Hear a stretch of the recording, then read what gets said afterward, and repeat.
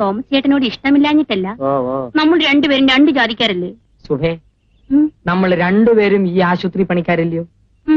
നീ ആണെങ്കിൽ പ്രശസ്തയായ ഒരു തൂപ്കാരി, ഞാനാണ് പ്രശസ്തനായ ഒരു അറ്റൻഡ്. തന്നെയുമല്ല, ഈ ആശുപത്രി വരുന്ന രോഗികൾക്കും രോഗത്തിനും വല്ല ജാതി വ്യത്യാസമുണ്ടോ? അല്ല, ഇനി ജാതി നോക്കിയാണോ രോഗങ്ങളെല്ലാം അവരെ കയറി പിടിക്കുന്നത്? അതിന് രോഗമാണ് തോമസ് ചേട്ടാ. നമ്മൾ രോഗികളാണോ തോമസ് ചേട്ടാ? പക്ഷേ നമ്മൾ രോഗികളെ അല്ല, താമസിയാതെ രോഗികളാകും.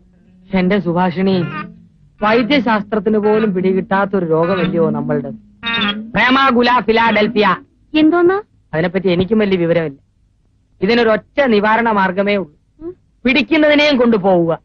നമ്മുടെ ഹാർട്ട് അറ്റാക്കും ബ്ലഡ് ക്യാൻസറും ഒക്കെ അങ്ങനെ പിടിക്കുന്നവരെയും കൊണ്ടങ്ങ് പോവും. പിടിക്കുന്നതൊക്കെ കൊള്ളാം, എന്നെയും കൊണ്ടുപോകുമോ? പിന്നെ തീർച്ചയായും. നിന്റെ ഈ സുഭാഷിതം കേൾക്കാനല്ലേ എന്റെ ഈ ജന്മം തന്നെ. അപ്പൊ എന്റെ ജന്മമോ എങ്ങനെ? വീണ്ടും വന്നോ അങ്ങനെ?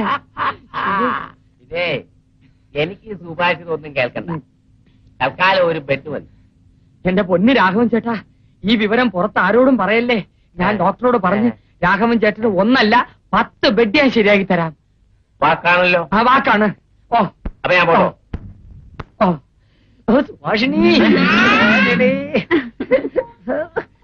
അപ്പൊ ഇതെങ്ങനാ? ഇത് അങ്ങനെ. എന്താ ചേട്ടാ? അമ്മ എവിടെ? എന്താ മോനെ? ഇപ്പൊ രണ്ടുപേർക്കും തൃപ്തിയായല്ലോ. രണ്ടുപേരും കൂടി മനുഷ്യനെ സ്വൈര്യമായിട്ട് ജീവിക്കാൻ സമ്മതിക്കില്ലല്ലേ? എന്റെ സൗകര്യം കെടുത്താൻ ഇവിടെ പോയി എന്തുണ്ടായി? എന്തുണ്ടാകാനാ? നമ്മൾ ഒന്നും അറിയാത്തവർ നിൽക്കുന്ന കണ്ടില്ലേ? ചേട്ടൻ ഇന്നെന്താ? ഞാനൊന്നും ചെയ്തില്ലമ്മേ. ചേട്ടൻ ഇന്ന് ഇടത്തൂടായിരിക്കും എഴുന്നേറ്റത്. നീ ഒന്നും അറിഞ്ഞില്ലല്ലേ? നീയല്ലേ പറഞ്ഞത് ആ ശ്രീദേവിയെ നിന്റെ ചേട്ടത്തിയെ കൊണ്ടുവരണമെന്ന്? അമ്മ അതിനെ കൂട്ടി നിൽക്കുകയും ചെയ്തു. അവളുടെ ആഗ്രഹം അങ്ങ് പറഞ്ഞു പോയി മോനെ. എനിക്കും തോന്നി അത് നല്ലതാണ്. ഞങ്ങൾ പിന്നെ നിന്നോടല്ലാതെ മറ്റാരോട് പറയാനാ മോനെ? എന്നാലേ ഞാനതങ്ങ് നടത്താൻ പോവുക. ശ്രീദേവിയെ കല്യാണം കഴിക്കാൻ ഞാൻ തീരുമാനിച്ചു കഴിഞ്ഞു. സത്യമാണോ ചേട്ടാ? ശ്രീദേവി, മോളെ ശ്രീദേവി.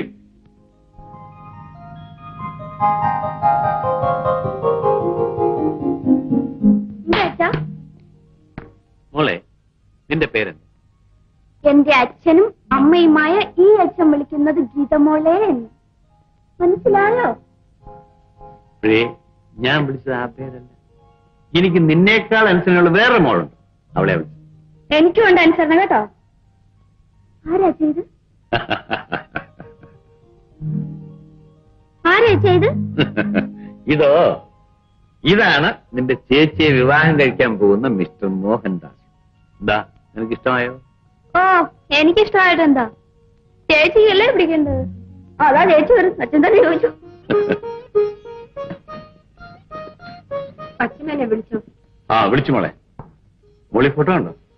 മോഹൻദാസ് എന്നാണ് പേര്. ഗ്രീൻലാൻഡ് എസ്റ്റേറ്റിന്റെ ഉടമയാണ്. ലക്ഷപ്രഭുവാണ്. അച്ഛന്റെ ഏറ്റവും വലിയ സുഹൃത്തിന്റെ മകനാണ്. എന്റെ മോക്ക് അനുയോജ്യനായ വരും. നമുക്ക് വിവാഹം ഉടനെ നടത്തണം മോളെ. ഇപ്പൊ എനിക്ക് വിവാഹം വേണ്ട അച്ഛാ.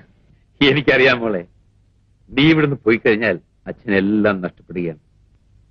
അത് എന്നേക്കാൾ കൂടുതൽ നിശ്ചയം എന്റെ മകൾക്കാണ്. അതുകൊണ്ട് വിവാഹം വേണ്ടെന്ന് നീ പറയൂ.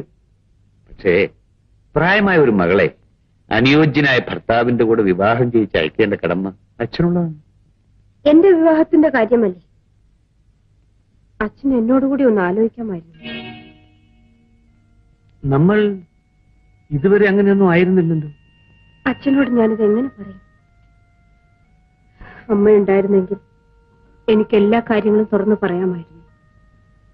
മോളെ, അമ്മയില്ലാത്തതിന്റെ കുറവ് നിങ്ങളെ ഞാൻ ഒരിക്കലും അറിയിച്ചിട്ടില്ലല്ലോ. എന്ത് കാര്യമാണെങ്കിലും എന്റെ മോക്ക് അച്ഛനോട് തുറന്നു പറയാം. പറയാം അച്ഛ. എന്റെ എല്ലാ ആഗ്രഹങ്ങളും സാധിച്ചു തരുന്ന എന്റെ അച്ഛനോട് ഞാൻ എല്ലാം പറയാം. എനിക്കൊരാളെ ഇഷ്ടമാണ്. മോഹൻദാസിനേക്കാൾ ഉന്നതനായ ഒരു വരനെ നീ കണ്ടുപിടിച്ചെന്നോ? ആരാണത്? ഡോക്ടർ സുരേഷ്. മോളെ, അയാൾ നിന്നെ ഒന്ന് ചികിത്സിച്ചു എന്ന് വിചാരിച്ച് പ്രതിഫലമായി കൊടുക്കുന്ന നീ നിന്നെ തന്നെയാണോ? പണമുണ്ടെന്നറിഞ്ഞ് സ്നേഹിക്കാൻ എടുക്കുന്ന ഇവനൊന്നും വിശ്വസിക്കരുത് മോളെ. പണത്തിന് വേണ്ടിയല്ല അച്ഛ. അദ്ദേഹം എന്നെ വിവാഹം കഴിക്കാൻ തീരുമാനിച്ചത്.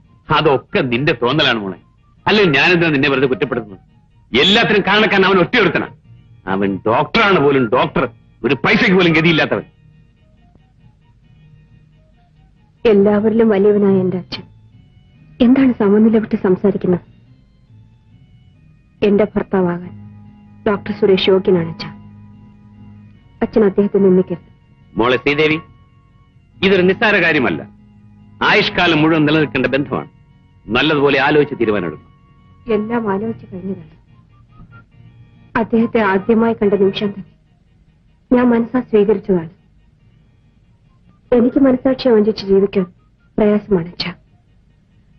അച്ഛന് ഇഷ്ടമുണ്ടെങ്കിൽ ഈ വിവാഹം നടത്തി തരും.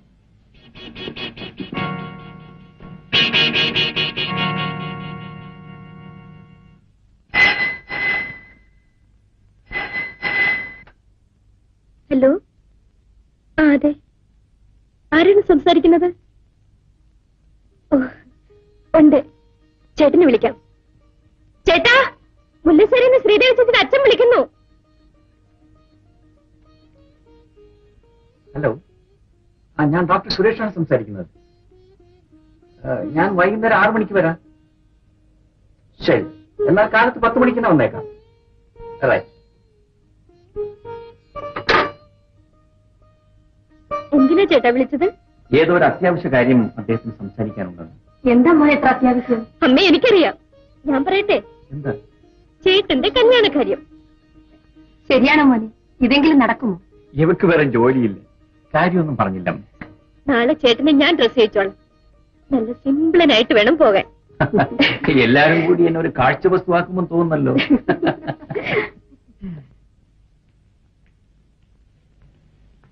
Good morning.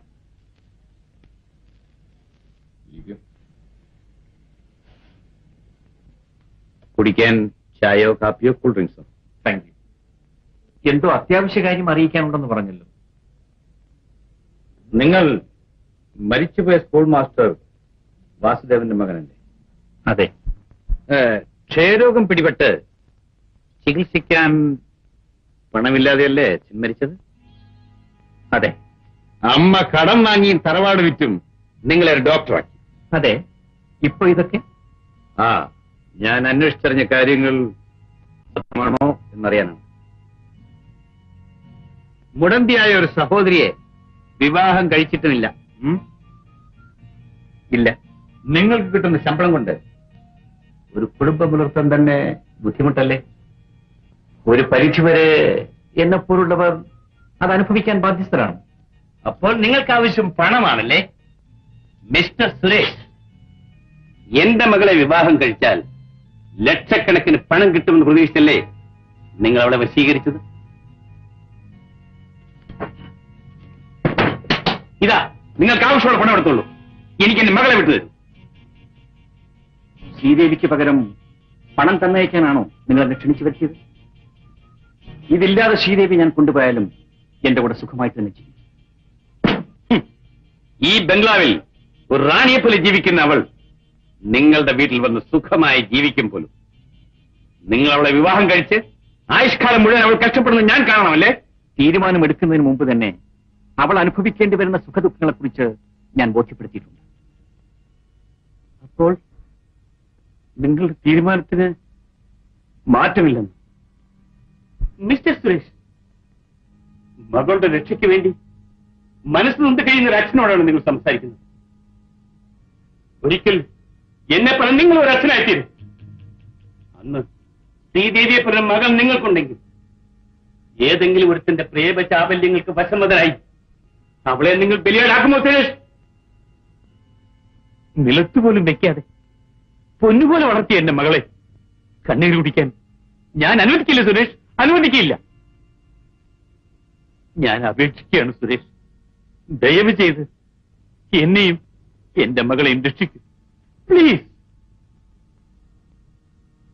അങ്ങയുടെ മാനസിക നില ഞാൻ മനസ്സിലാക്കുന്നു. ശ്രീദേവിയെ കൊണ്ട് വിവാഹത്തിന് തീരുമാനം എടുപ്പിച്ചത് ഞാനല്ല. ഞാൻ പോകുന്നു. പോകരുത്.